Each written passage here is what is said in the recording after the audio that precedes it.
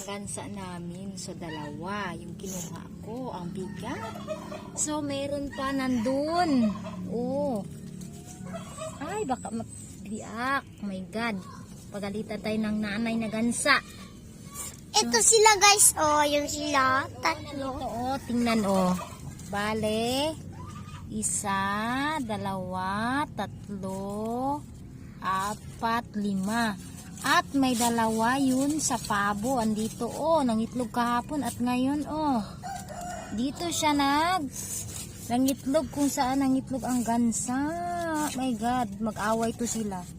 Ewan ko, hindi siya naganap ng pugaran yun sa kanya, oh. Oo, oh. Ang lalaki. Nandito sila dalawa, oh, yung pabo. Ayan. First time yan. First time. yan nangitlog yung gansa namin.